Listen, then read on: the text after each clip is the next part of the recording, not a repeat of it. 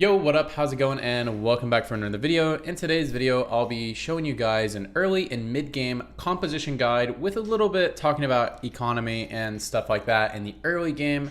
If you are a new player or an intermediate to advanced player, then the composition portion of this video will be great for all of you guys.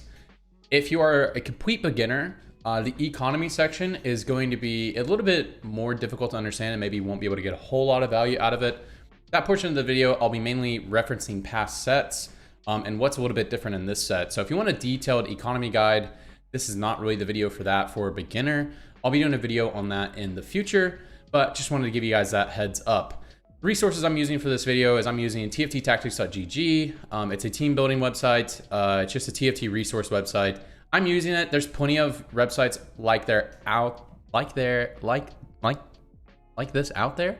But this is just the one that I use, not sponsored or anything. But if you're just wondering how I'm getting the screen, that's what I'm doing. So anyways, guys, let's jump right into it. All right, here we are at a little chart that I made for set 4. Don't worry about these rolling odds up here. This is set 4, the beginning of set 4 rolling odds. So these are most certainly incorrect, but so don't worry about those. Main thing we're gonna be talking about is combat order and stuff like that here. Sorry about your eyes, I know, but there's just not very good resources for finding combat order or finding a display for combat order unless you're just actually going in and playing a game of TFT. So let's talk about what's a little bit different with your economy and leveling. That's a little bit different from if you played set 4. So if you guys played set 4 a lot and you're feeling lost in the early game, you're like pushing levels and you're just like, man, why am I so weak? Why do I have no money? Why am I getting more dogged? And you feel like you just have to get lucky every game. Let's talk about what's changed. So if you played set 4, in set 4, the meta was definitely around pushing levels and playing strongest board and being as strong as possible. It's not that different in set 5, honestly, with some key differences. But in set 5, really, at least at the time of making this video, it is really about playing strongest board. And I imagine the entire set, it's going to be about playing your strongest board early and mid game because there's so many items in the game, you'll get punished way too hard. As soon as you start getting to a respectable ELO, whatever is respectable ELO for you, you'll start to get punished by players. Let's say your goal is to get the master. Once you get the master and you start getting some GM players in your game, you'll get punished really hard. Or maybe for you, it's diamond. You'll start to get punished in the early game if you don't know how to manage your money and stuff like that. So in set 4, what you would always do is you would push levels because you were guaranteed you were going to get a 2-star unit because of Chosen. Well, that's not the case anymore. If you start the game and you don't have 2-star units, you need to hold as many units on your bench as you can and not level. So the key thing in the early game is you want to play around 2-star units. We're going to talk more about this in the composition portion of the video, but you want to play around your 2-star 1 cost that you can get. And if you don't have a 2-star 1 cost, that might mean that you hold, you know, tons of pairs just sitting on your bench and you lose economy. But you have to do that. Because if you don't do that and you can't get 2-star units and you try to push levels, you're basically taking the game out of your hands because you're just hoping that you luckily get the 2-star units for the units that you're currently playing on your board. And that's putting the game into Mort's hands. It's putting it to luck. And if you don't hit there, then you're just going to have to make more money and then roll all the way down to 0 and 6, which no one wants to do. And if you don't hit there, you just lose the game. So the game's just over if you push levels and you don't hit your units that you're hoping to hit. The game is just over. You have no money to roll with and it's just bad. So let's talk about it. So let's say you start the game. There's a PvE, there's a PvE, and there's a PvE. On set 4, this was the pre-level round. You would only pre-level here if you have a 2-star unit already, and the supporting units for that are higher cost units. Like there are 2 cost or 3 cost units, and if you get that 2 or 3 cost unit, you're going to be super strong. Let's say, for example, you have an Udyr 2-star, and you already have a set, and you want to play Draconic, right? You know, you have a really good Draconic angle there because you already have the 2-star Udyr, you have the set, and if you just get Draconic in, you're going to be really strong, you're going to make a lot of extra money. So it wouldn't be a bad idea to pre-level, which is basically just leveling to 2 gold within your XP. So it's just basically 1 payment of experience right here. And then it guarantees you level up to 4 here, gives you better odds of hitting your Ashe and your Zyra for that composition. So that is something that you would do there. So if you have the 2-star, you can still pre-level here, but only if you're going to get supporting units for your 1-star that you are for your 1-cost 2-star unit that you're playing around. That'd be the only reason to pre-level there. If not, you can just level on the next round if you want to get stronger. There's really not a whole lot of value in pre-leveling if you don't have a really good reason to pre-level here. It just doesn't make a lot of sense. It makes you have less gold. It makes you not able to hold more units on your bench. And if you don't have clear direction and you're not going to get supporting higher cost units and that's going to make your board stronger, then I wouldn't pre-level anymore. Okay, and then you have your next 2 PvP rounds. Basically in these rounds, if you can make 10 gold and you don't need to hold random trash on your bench, if you already have clear game direction for your composition, you can just sell and make economy here and it's great. Or you can level to be stronger. Maybe it looks like you could win streak. Maybe you already have your aggressive items. Then you can level here to get strong. That's all good and well. I do it all the time. And then you have another PvP round, and then you have your final PvP round before carousel. This is in set 4 when you normally pre-level to level 5. You can still pre-level to level 5. I do it a lot here if I have enough money to do so. You don't need to make 10 gold here. But if you don't make 10 gold on after second carousel, your game is pretty doomed most of the time, unless you are just turbo strong and you're going to win streak and you're going to make back your economy that way. So usually the only time I won't pre-level on this PvP round here is if I still don't have game direction, I'm super poor, and I still haven't hit my 1-cost 2-stars, and I'm just like opening basically, and I'm going to roll at level 6. That'd be the only reason why I wouldn't pre-level here. I do it all the time. I did it in a game yesterday that I was playing. I had a good board, but I was playing around some 3 costs, which are very expensive. And so I knew I couldn't pre-level this round, because if I tried to pre-level this round, I wouldn't make 10 gold after carousel. So if you're not going to make 10 gold after carousel, or if you're not going to make 10 gold or you're not going to win streak, I would not pre-level before this round. So really think about before you pre-level, am I going to be able to make my money back? Is this actually going to make me stronger? So really actually think about that. Whereas in set 4, you didn't have to think. You needed to level for a higher chance of a higher cost chosen. But in set 4, it's a lot different. That was basically all I'm going to talk about for economy. I'm not going to talk about mid game and stuff like here. I'll talk about one more thing. I'll talk about leveling to 6. You still level to 6 at the same spot that you would in the past. So this is the last thing I'll talk about. After carousel, you have 2 PvP rounds, then you have Krugs, and then it's 3-1, 3-2, 3-3.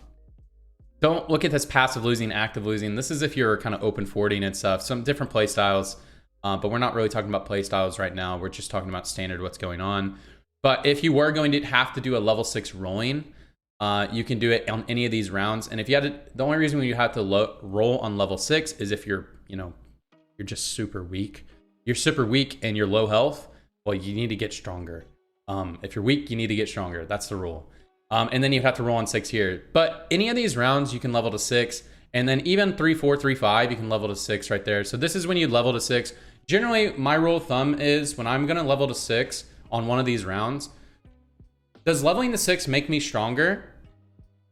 Does leveling to 6 make me significantly stronger? If you're win streaking and leveling to 6 will make you significantly stronger, I will go to any amount of gold to make that happen. So if I am at 3-2 and I go down to 20 gold to level to 6, but leveling there will make me the strongest player in the lobby, and I'm already streaking, I will do that 10 out of 10 times because you increase your rolling odds for 4-cost units, right?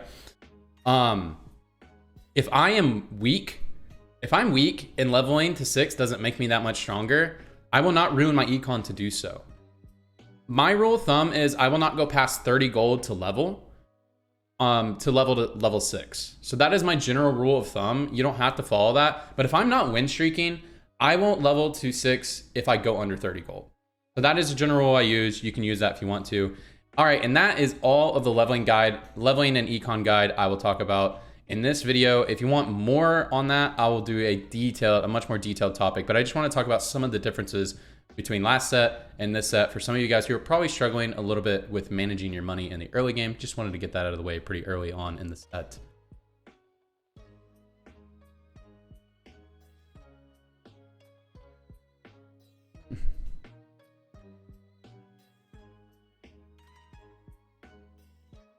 Okay, here we are. Now we're going to talk about some of the units and composition. So let's just go in alphabetical order. All right, so basically what I'm going to talk about in this video is how to build a comp around any of these 2 stars. So a lot of them will still be the same. So let's just go in alphabetical order. So Aatrox. Aatrox not a particular unit I like a whole lot, but let's say you get Aatrox. Aatrox is your 2 star that you get, and it's giving you direction, it's giving you legionnaires, it's doing all the good stuff. So you're gonna want to play around your 2 stars. So here's my 2 star right here. My 2 star right here. So let's talk about supporting units for him. Callista, obviously. So we have Callista to support him. And then generally what I'll end up running with this guy is I'll run knights. So whatever knights you hit, you can run the 1-cost knights, you can run Nautilus, you can run Thresh, whatever. You can have a knight setup with these guys, and then you add a redeemed unit at level 5. So this is your level 4 setup. Nautilus can be anybody. Don't stress out too much about it. But let's say you get these 2 guys 2-starred. You're working on your Callista. Callista is going to be your damage carry. These guys are going to be your front line.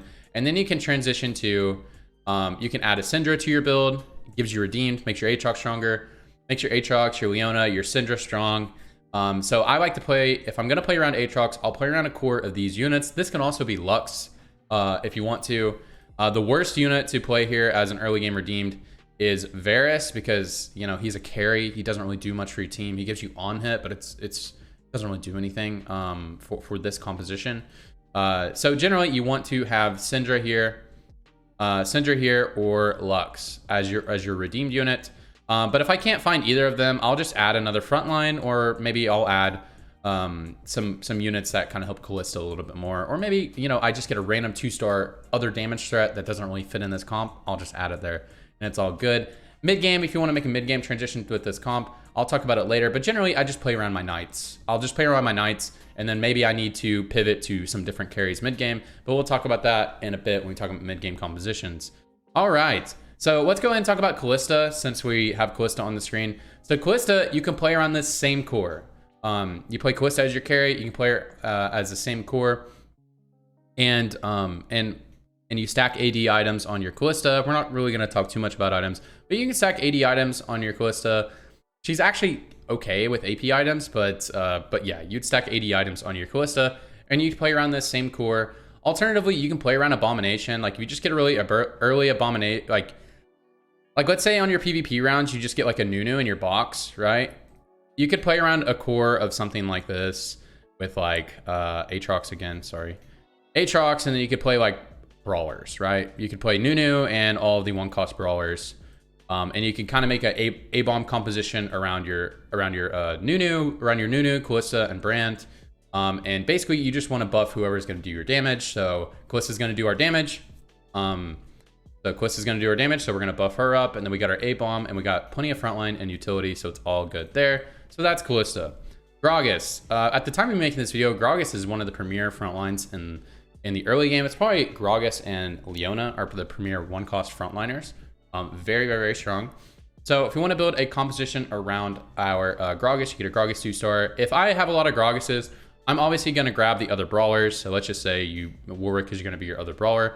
That's all good. It can be Warwick, can be Set, can be Nunu, can be anybody, but generally it's going to be Warwick most of the time because they're both the same cost. So whenever I am playing a brawler frontline based around my Gragas, I am thinking about Dawnbringer units. So specifically, I'm thinking about assassins.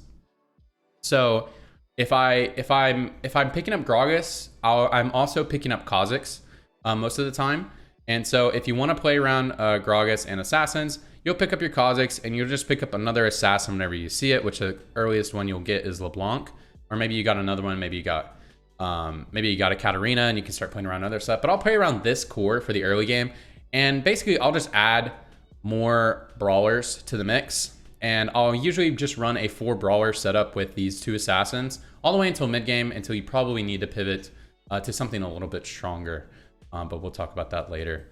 Cool. Alternatively, other units I also pick up is I end up picking up Lissandras when I see them if I'm picking up Gragas, because if I'm picking up Lissandra, or if I'm picking up Gragas, I wouldn't mind playing Renewers. I actually prefer playing Renewers over playing Assassins at the time I'm making this video. And basically you'd run this comp and you'd carry your Lissandra rather than your Gragas. You'd play around Gragas, you just stack tank items on him, get as tanky as you can, just put tank items up there, and then you'd stack AD or attack speed AD items on your Lissandra is actually fine as well, but she's much better with AP items.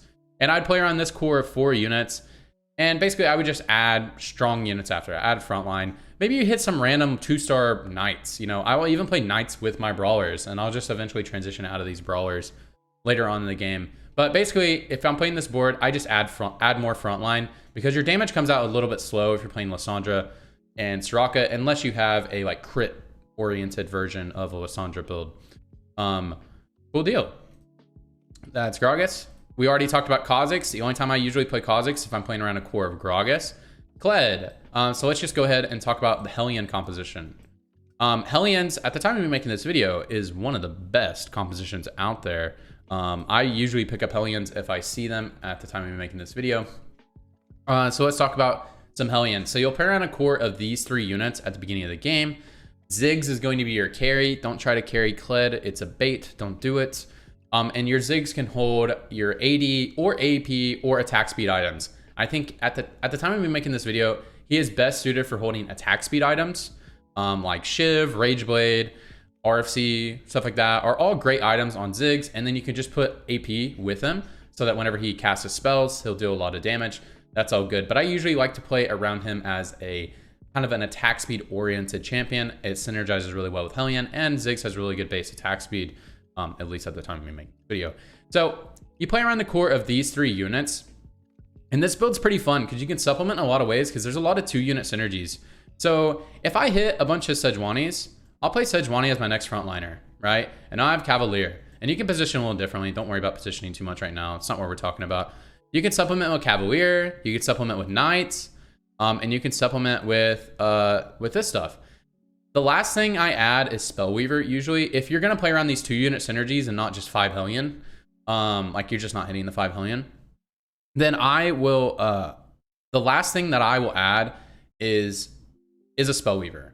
Is either Brand, and your Spellweaver is almost always gonna be either Brand or Victor. If you get an early game Zyra, she's just a little too expensive to warrant keeping her because Brand will deal so much damage, and Victor actually provides you some frontline with shielding your... He actually shields your frontline and buys you a lot of time, which is very important in Hellion build.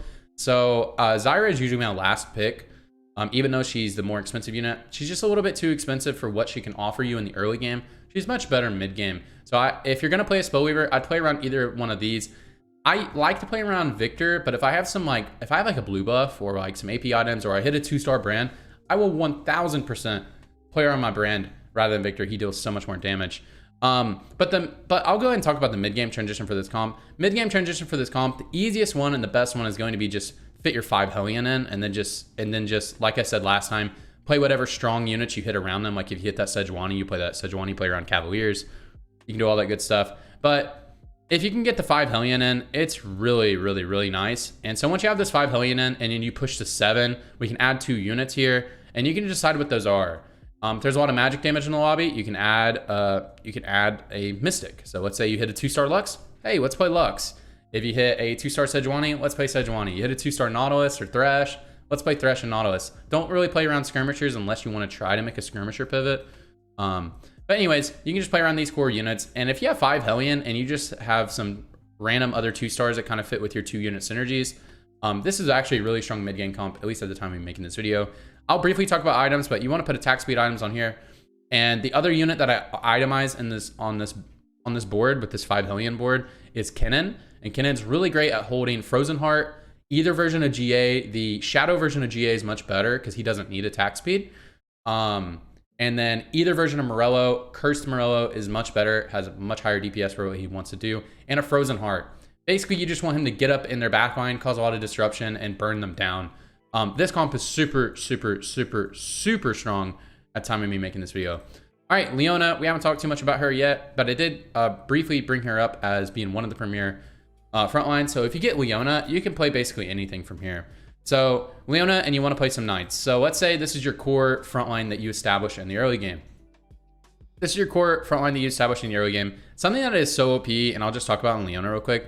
If you add either version of Stoneplate and you solo frontline her, she will tank for so long. She will tank for so long. So if you get an item like this or just another super tank item, I would recommend just tossing on Leona. She can legit be your solo frontliner or your frontline carry all the way into late game. Like late game, you have to switch her out, obviously, but she can do all the way through stage 4 and all that good stuff as well. So if you want to play around a core of Leona, it's great. And then after that, you just play whatever supporting units you can get. So like we did before, if you get a Callista 2-star, you'll just play around Callista and Aatrox with your knights, right? If you get a, you know, let's say you got a Varus, so you got an early game Varus, then you play around your core of Varus, add another ranger, and then you would add like a Syndra or something for redeemed, and then you can add more frontline if you want to have a 4-knight mid game, or maybe you want to try to get a 6 redeem mid game online, which is very strong. But this would be the core units that you'd play around in the early and mid game if you wanted to play a Leona board, or if you wanted to play a Varus board for that matter. These are the units that you would play around right here. Boom, can be very nice. Also, instead of Syndra, you can play Lux, but I prefer Syndra in the early game for the most part. Cool. All right, let's go to Lissandra. I briefly talked about Lissandra. Lissandra can work with basically any frontline. She is nasty. She is the most broken 1-cost unit in the game right now, at least for me. Her and Ziggs are just so crazy. You can build attack speed items on her. You can build attack speed AD items on her. You can build AP items on her. She's best at holding AP and mana items, but don't sleep on holding attack speed items on her, because her utility and her ultimate is great. She doesn't even need to deal a bunch of damage. But in general, if I have a Lissandra 2-star in my early game comp, she is definitely going to be the unit that I'm going to be trying to carry. I would not try to carry Vladimir, and I don't particularly like carrying Soraka. She can carry, but I like to play around Lissandra rather than Soraka, and I'm not one of those assassin Soraka gamers, so I'm not going to talk about that build. I don't want to. So I usually like to play around this core of these 2 renewers. Just Vlad doesn't really do anything, but if I hit a 2-star Vlad, I might play her over this unit if I have better frontline. If I have frontline that kind of suits Vlad a little bit better, which would just be like I have a Sejuani or something. And generally when you play this, you can play any frontliners you hit. So you can play that brawler setup that I just showed. You can play Gragas and the Warwick, right? It gives you Dawnbringer, gives you this good stuff. You're never going to get your Coven in when you play this type of frontline, but it doesn't matter. I personally don't like playing around Coven very much, because unless you're trying to play a LeBlanc-based board, but we're talking about Lissandra. I'm not wanting to play a LeBlanc-based board. I don't really go for that. I think it's a bait. You can play Knights as your frontline. It's all good there. You can play Cavaliers as your frontline. You play Cavaliers as your frontline. It's all good. Cavaliers are my least favorite frontline, but they're not awful. But if you had this type of setup, then you may want to consider playing Vladimir to make her a little bit tanky. But you could play this same setup, and then you could actually add Coven later in the game and give yourself Nightbringer. So you could add your let's add the Coven in real quick. You can add your Coven in here a little bit later. How many units is this? Level 6, and then you could add, you know, a Mystic at 7 if you really wanted to. But or you could just add more Cavaliers. It doesn't matter mid game. But I don't like to play around this board. Cavaliers are my least favorite early game frontline. Why this is. And I don't like playing around Coven too much. I think it's too hard to fit in. And if you're a new player, it'll be really, really hard to feel the strength of it, because you drop so much frontline because you have to play this assassin with no synergy, and it's just a little awkward. But if you do want to play it, you can play LeBlanc, and you can play LeBlanc, and you can play Kha'Zix. Where's he at? Kha'Zix. You can play Kha'Zix and you can get that Dawnbringer synergy. But you can't play this board like this until you have like a really established frontline up here. So if you have like a super established frontline, how many units is this? 1, 2, 3, 4, 5, 6, and then you get your Morgana in, obviously. Why can I never find Morgana? And then you add your Morgana in here, and you can play around this, but I don't like this board. I just play around strong frontline with your Lissandra. Sorry, I spent a lot more time on Lissandra than I probably should have, but Lissandra's really good, and I like her a lot. Poppy, we kind of already talked about her. She fits in Hellion board, and then she's also just a good supporting knight. She's a really good item holder for like Curse TG, or just tank items. You can carry her as your solo frontline or your main tank over a Leona. All right, let's talk about Udyr. Or Udyr. Sorry, his name's fun to say. If you want to play around your Udyr, you're either going to play around Draconic or Skirmishers. Skirmishers is the easiest one to play around. So let's say you hit your Kinnan and you hit, where's he at? Trundle? Oh, there he is. All right, you can play around these 3 core units or whatever units, whatever other Skirmishers you hit. This can be a really strong board. And basically, you just add AD items on him. You want him to hold Jax items, and you can just have a very relaxing Jax game. If you want to know Jax items, it's something like this. It's something like this. Shadow Rune Ends, BT, RFC, Deathblade, or you can play Shadow QSS, stuff like that. But just prioritize putting AD and attack speed items, and you're going to carry your Udyr. He can carry all the way until the mid game, in which you'll switch out for Jax. And basically, all you do with this board is you can add some little 2-unit synergies. Maybe you hit some Hellions. You can play a Hellion backline if you want to for a little bit. It's kind of awkward, but it works. You can add some Knights with these guys. And then eventually, you'll just transition to 6 Skirmishers. And you'll just roll on stage 4 for 6 Skirmishers. And you'll sell your Udyr as soon as you hit a Jax. And you'll just transition items from Udyr to Jax. Second carry in this build, you can put those items, just like I'd said before on Kinnan, GA, Shadow GA, and Morello, or Shadow Morello, either version, or Frozen Heart, if you want to. You can item stack him with the defensive items, with those utility items. You can stack Kinnan with those. And you can decide later if you want to transition out of that, if you don't end up wanting to play 6 Skirmishers late game. Those items are great on Morgana and Volibear as well, so you just transition those to those units if you're going to transition out of Skirmishers. But if you're playing Skirmishers, it's easiest just to commit to Skirmishers. You just build Jax items, get 6 Skirmishers. It's super strong. And then yeah, you just change your carry from Udyr to the other guy. If you play Udyr around Draconic's pretty weird. You just play whatever you can play. So you can play Udyr as a frontliner, and then like maybe you're either gonna play Ashe or Zyra as your backliner. And where is Set? Oops. Set. So if you want to play Draconic, you can still, if you want to carry your Udyr, he can carry the early game, and you just play those 2 other Skirmishers with him right here, and that'll be fine. But typically if you're playing Draconic, it's kind of weird carrying Udyr, but you can still carry Udyr in the early game, sell him, and then transition your items to Ashe. Is fine, and just play Ashe with the 80 items that you're playing Udyr with mid game, and you just don't play around your Udyr. I'm not going to talk too much about Draconic build. It's a very specific build. But you'll play around these 3 core units. You can add Skirmishers, you can add Brawlers, you can add Rangers. Typically, I add another Brawler for sure to give good frontline, and then add some Rangers, and slowly transition out of Udyr being part of my build. And eventually, Udyr will be gone, and you'll have Zyra back here holding AP and mana items, and you'll be playing around your Ashe with Rangers and Brawlers and just good frontline units like Volibear, Ivern, and stuff like that later on in the game. But that's not what we're here to talk about. Vayne, at the time of making this video, I never buy Vayne. She's just pretty trash. You can play her multiple front lines though.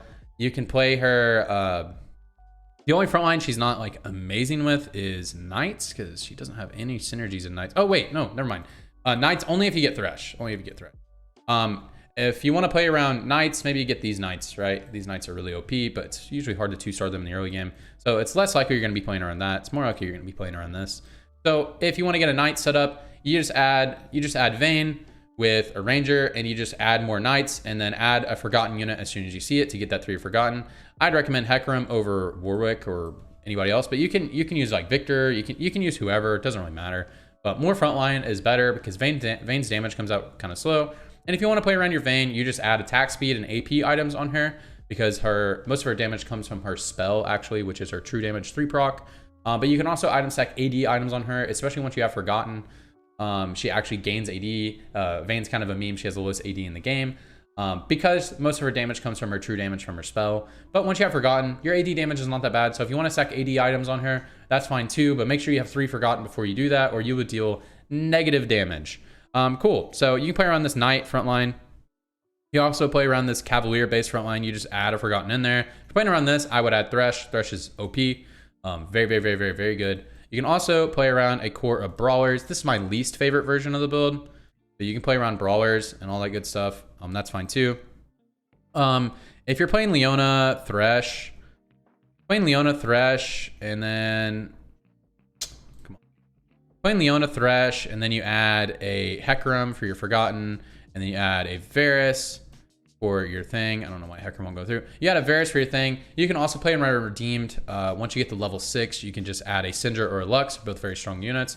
And you can just add those in there to get your redeemed, and you can play around your Vayne and Varus. If you end up getting a Varus 2-star, I would sell my Vayne so quick to play Varus. So if you end up getting a Varus 2-star, if you have an extra Vayne on your bench, or you found an Ashe, I would sell this so quick and transition items to my Varus, because he's going to carry much better in the mid game, and it'll make your transition a little bit easier, especially if you're going to transition to a Rangers late game. You'll end up transitioning to a Aphelios. Varus will get you there much easier than Vayne ever would. All right. Cool. Let's talk about Vladimir. So Vladimir, at the time of making this video, he is just a synergy bot. I do not like playing around Vlad. There are some Vlad like early game carry centric builds, but they're very specific, and it's built around Coven, and you stack like tank item, AP items. But we're not going to talk too much about that because I think that build kind of sucks. I think if you're playing Renewers, you're really playing Lysandra. So think of Vlad as just a renewer bot. At least at the time of making this video, he's just a renewer bot, and you just play him with Lysandra. And you usually switch him out for Soraka because she's a much better unit. But if you end up wanting to play around your Vladimir because you get your 2-star and you're not hitting other stuff, then it can be really good to play around a core of a Cavalier frontline just to get that synergy going. But oftentimes I don't do that, and if I'm having to play around my Vladimir, usually the way that I'll get my Nightbringer in for him is I'll end up adding in Morgana at some point to give him that Nightbringer synergy, and to give her, it's more for her to give her the Nightbringer synergy. It makes her a lot tankier. And I like that it gives you the option that you can add Coven if you really want to, but I don't end up adding Coven. But you play around the same front lines I talked about with Lysandra earlier in the video. And Lysandra works with a lot of different front lines. But I would just, if you're going to play Vlad, you can play around those Cavaliers. If like you just hit a Sejuani 2-star, she can be a really, really, really strong frontliner. But I'll end up playing around like Knights and stuff, like Knights, Brawlers, stuff like that more often. And if you're playing around that Vlad, just add a Morgana to get your Nightbringer synergy in. We already talked about Warwick. Warwick is not the best, but he's not the worst. You tech him in with Brawlers. So if this is your 2-star, you get Brawlers. And maybe you can start thinking about playing Forgotten units, but typically I don't think about Forgotten too much because I don't like Vayne very much. At least at the time of making this video. But if I'm playing around my Warwick's my 2-star, then I'm going to play with Gragas. I'm going to play with Gragas, and I'll just add whatever backline damage I get. You know, since I'm playing around Gragas, I can play Renewers, right? I can play Assassins, I can play Kha'Zix. And if I get a Vayne 2-star, I can just play around my Vayne. I can play around Rangers with Brawlers. It's a little bit differently, but you know, your build will look like something like this. But if not, if you don't play that version of the build, you just play the Renewer backline or the Assassin backline that I already talked about in the Gragas portion of the video. We already talked about Ziggs, Brand, Dostingo. Brand is insanely strong, even at 1-star. If I see a Brand and I have like a blue buff, then I'll probably just play Brand over a 2-star unit. Yeah. The only 2-star AP unit I would not play him over would be like if I have a Ziggs setup or if I have Lysandra 2-star. But Brand with this item is so insane. And even if he's 1-star the whole game and you build like an AP setup on him, and you just toss if you just toss a Guardian Angel on him, he'll still full wipe teams. Like he's crazy. Maybe he's gonna get nerfed. I imagine he will. Anyways, if you're gonna play Brand, you can play whatever frontline you want. Obviously, the easiest thing is going to be if you get these 2-star Brawlers. If you get like these 2-star Brawlers, this is gonna be a nice setup for you because Brawlers are actually probably the most tanky frontline very early in the game. They fall off pretty quickly. But you can play around this Brawler core. I don't know why this keeps happening. You can play around this Brawler core. And then you can just add Brawlers or Spellweavers where you see. And eventually you can have this Abomination board because you can add Nunu and Set. Add Nunu and Set. And you can have this board. And you're already 2 out of 3 Abomination. And you just add whatever Abomination you hit. You hit Callista, play Callista. If you have Rise, play Rise. All that good stuff. You can play around Abomination, and you know what? You know, you can just stack your Nunu with some tank items and your Brand with some damage items, and you can transition to a Mage or Invoker board mid and late game. It'll be very nice for you. Cool. I think that's going to be the last unit I'm going to talk about in this. talk about in this. I already talked about pretty much all of them right here. One more I'll talk about very quickly. So I didn't talk about like if you want to play Syndra as an item holder, maybe you get an early 2-star Syndra, maybe you get a nice 2-star Leona and a 2-star Aatrox, and you have a Syndra pair and you have some AP items. You can just put some AP items on her. It doesn't matter. Just put AP damage on her. You'll be all good. You don't really want to put attack speed 80 items on her because she spends a lot of the fighting not auto attacking because her spell kind of takes a long time to finish. So she picks up the unit, moves them, and then drops them kind of. So I would not stack like attack speed based items on her. Just stack AP items on her if you want to play her as your carry. And you just play that redeem setup with play around Knights and redeemed. You can play Aatrox for a while until you hit a Lux, and you can play Lux as your support there. All right, let's talk quickly about a mid-game transition. I'm not gonna show you mid-game transition for every board because it doesn't really make sense to do that. But essentially, let's say you're playing around, I don't know, this core. Let's say you're playing around a Callista carry with that build we showed. Let's say you're playing around this. All right. Callista, most of the time, I don't think of her as someone who can get me through the mid game. And what I'm talking about when I talk about mid game, late stage 3, early stage 4. So mid game for a lot of people starts at 4-1. But if the higher elo you get, mid game can start a little bit earlier. It can start at like 3-5 is when mid game can start. So let's say you're playing around this core of 5 units here. And now we're at level 7. Well, how do we upgrade this board? Basically, mid game, you want to upgrade your boards almost every game unless you're turbo high roll and you can push 8, then that's great. But if you're not turbo high roll, you're not super healthy, then I would always roll for a stronger board on 7. And basically when you're rolling for a stronger board, you're looking to upgrade your current board or completely get a new one. The only time I would, or not a complete new board, but you're gonna like want to switch out your carry, some of your support units, but play around your core frontline units most of the time. The only time I do a full board wipe and I switch to a different comp is if I need a comp that will win all of stage 4 or I'm going 8th. Is usually the only time I'll do a full board transition. Is I need a late game board in the mid game, so I'm gonna roll all my gold and hope for the best. But for the most part, if you're playing a standard game and you're gonna get it looks like you're gonna be able to get to 8 at a reasonable health at a reasonable time, then you just want to upgrade your existing board. So we're playing around these 2 Knights right here. So a lot of times mid game, I'll just add some Knights. Then if you're rolling on 7, hey, maybe we hit a Taric. All right, I added a Taric in my board. These are the frontline units that I would play around, the Knights that I would play if I had this current setup. If you're playing around Poppy, you just swap out this one for Poppy. But basically, you want to play the expensive Knights if you can. Thresh is OP, Nautilus OP, and Taric mid game, if he'll cast, he is really, really, really OP mid game. So if Taric will cast, he's really OP mid game, and usually mid game, he will cast. So you can just add these Knights in your board. You can play the same board with your Callista carry. But if you're rolling and you're rolling enough for this, usually you can find a new carry. So a lot of times I will just switch out for a new carry. And if I'm Callista, maybe a good transition will be switching out for a Varus. Maybe we hit a 2-star Varus and we'll play Varus Ashe. We'll play Varus Ashe, and this will be our core. We have these 2 Rangers, we have these 4 Knights, and we have this really good team. You can position however you want, and this will be enough to get us to 8 as long as I 2-starred my Varus, and a lot of my frontliners are 2-starred. And we can also take this out and add a better unit, right? We can add Syndra. We can keep our Syndra on the board, or we can add Lux, or we can do whatever. This is going to be a pretty nice mid-game board. This is just an example of a mid-game board, but the key thing I want you guys to know, the key thing I was talking about is building early game compositions. I think that's the hardest part for people. I think the other hardest part for people is making a transition mid-game, but talking about actual comps isn't really gonna help you. You need to get that experience of upgrading your board. The key concept that you need to think about is, if I'm weak, I need to upgrade my board. And most of the time you'll be weak. Most of the time you will be weak. If you're strong or you're really healthy and you think you can get the 8 in like 5 rounds, and you're willing to lose 3, 4, 5 rounds in a row, and that's fine for your health, then you can do that. That's fine. And you can roll for a level 8 board. Obviously rolling on 8 is better than rolling on 7. But if you're weak, you need to upgrade your board 90% of the time.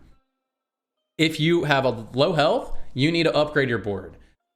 General rule of thumb for me, if I'm 50 health, 60 health, anything lower than that, and I'm not strong, I am going to do whatever it takes to get strong.